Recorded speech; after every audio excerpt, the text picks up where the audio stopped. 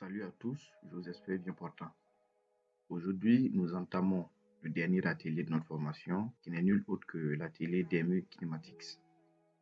Il s'agit d'un atelier qui nous permet de faire des simulations plus ou moins complexes.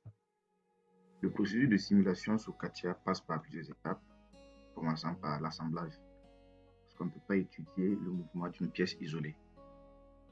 Après l'assemblage, on passe à la fixation d'une pièce, ou de plusieurs d'ailleurs. Pourquoi? Parce qu'il y a mouvement par rapport à quelque chose. Une pièce, par exemple, est un mouvement par rapport soit à un axe, soit par rapport à un plan, soit par rapport à une autre pièce. Après la fixation d'une ou de plusieurs pièces, on passe à l'atelier des kinématiques qui nous permettra de convertir les contraintes d'assemblage, de réduire les degrés de liberté à zéro et procéder à la simulation à proprement parler. Concrètement, comment cela se passe? Nous commençons d'abord par assembler les deux pièces. Donc, je vais repositionner celle-là. Je vais appliquer une contrainte de contact entre ces deux faces. Puis une autre entre ces deux faces. Et pour terminer, je vais ramener la première pièce à l'extrémité ici, avec une distance nulle entre les deux faces. Donc, l'assemblage est terminé. Je vais passer maintenant à la fixation d'une des pièces. Ici, la pièce qui bouge, c'est celle-là. Donc, je vais fixer celle-là.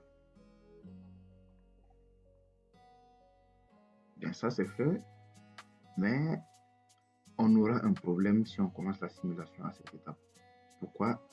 La pièce qui est ici doit effectuer un mouvement de translation. Alors que nous l'avons fixé ici pour la ramener à l'extrémité. Donc, elle ne pourra pas bouger. Donc, il faut d'abord désactiver cette contrainte. Donc, on fait un clic droit dessus. Voilà la contrainte, puis désactiver. À partir de là, nous pouvons passer à l'atelier DME kinématique pour convertir les contraintes. Donc, je vais commencer par les cacher. Puis, on part dans l'atelier DME kinématique. Démarrer, maquette numérique et en troisième position, DME kinématique. Nous sommes dans l'atelier. La première chose à faire ici, c'est de convertir les contraintes. Donc, voilà la fonction qui permet de faire cela. J'appuie dessus et on me demande de créer un nouveau mécanisme. Ici, je peux nommer le mécanisme comme je veux. Et avant de valider, je vais appuyer sur Auto Create. OK. À cette étape, on va déballer les applications et je vois la translation que je viens de créer qui s'est affichée ici avec un degré de liberté égal à 1.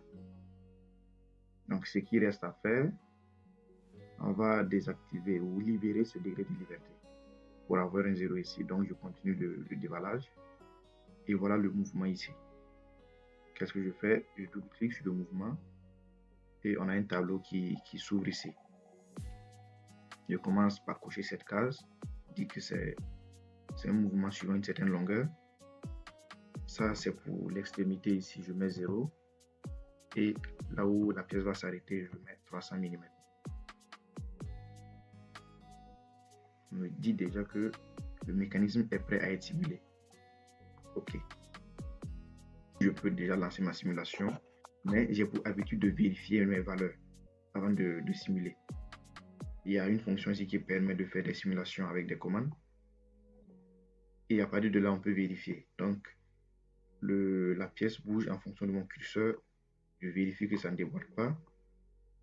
C'est bon. Et vu que j'ai fini ma vérification, je vais ramener la pièce à sa position de départ. Puis je ferme. Là, je peux simuler maintenant mon mouvement. J'appuie sur cette fonction. Je sélectionne le mouvement. OK. À ce stade, je commence par imprimer le mouvement en bougeant le curseur. Une fois le mouvement il est imprimé, je vais l'insérer ici. Et quand j'insère, je peux déjà commencer la simulation. Quand j'appuie sur ce bouton, on voit que la pièce elle est revenue à la case départ. Et pour que le mouvement soit répétitif, pour bien voir comment ça se passe, je peux créer une boucle. Donc, je ferme ici et je reprends. On voit le mouvement de va-et-vient, mais c'est rapide. Comment diminuer la cadence? J'appuie sur le 1 ici et je peux choisir un autre pas. Quand je choisis le 0.1, vous voyez le mouvement qui se produit. Donc, c'est un peu comment se fait la simulation, que ce soit un mouvement de translation, de rotation, un mouvement hélicoïdal, avec l'atelier DMU Kinematics.